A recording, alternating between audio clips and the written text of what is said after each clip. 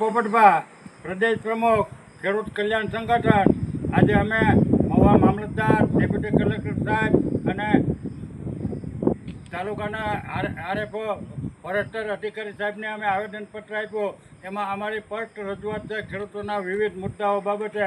એમાં હમણાં જ વડાપ્રધાન શ્રી નરેન્દ્રભાઈ મોદી બોલ્યા હતા કે સ્વદેશી અપનાવો અને વિદેશીને કોઈથી લેવું નહીં. તો અત્યારે વડાપ્રધાન શ્રી પોતે જ પોતાની જ સરકારમાં કેન્દ્ર સરકારે કપાસની જે આયાત ડ્યુટી હતી એ સદંતર નાશ કરી અને બહારના વિદેશનો કપાસ ભારતની અંદર ઠલવો અને લાખો કરોડો મણ કપાસ આવશે. એટલે ખેડૂતોનો કપાસ અહીંના ભારતના ખેડૂતોનો કે ગુજરાતના ખેડૂતોને કપાસના ભાવ નહીં મળે.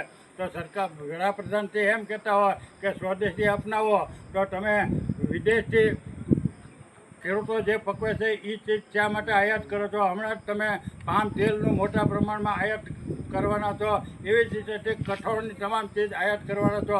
એટલે ખેડૂતો જે પકવે એ ચીજને આયાત કરો છો એટલે એમાં ખેડૂતોને મોટા પાયે નુકસાન થાય. જો કપાસની આયાત ડ્યુટી હટાવી લે અને વિદેશથી કપાસ આવે એની ઉપર 25% 50% ટેરિફ જીકી દે તો હમણાં ભારતના ખેડૂતોને 2,500 થી 3,000 રૂપિયા એક મણ કપાસનો આસાનીથી ભાવ મળી રહે એમ છે. એવી જ રીતે જે વિદેશની તેલ આવતું બંધ કરે તો આપણા ગુજરાત અને ભારતના ખેડૂતોને કિંગનો ભાવ છે એ 2,000 થી 2,500 રૂપિયા મળે એમ છે.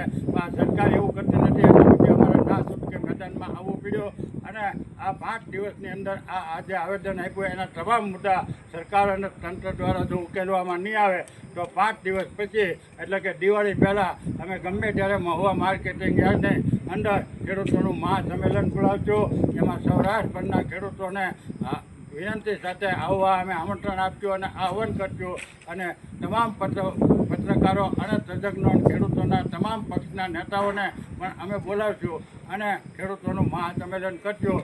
અને એમાં જો સરકાર કાંઈ સરકારની સામે ખેડૂતોને લડી લેવા માટે વિસાવદરવાળી કરવાની પ્રતિજ્ઞા લઈ અને અમે નીકળવાના થઈ.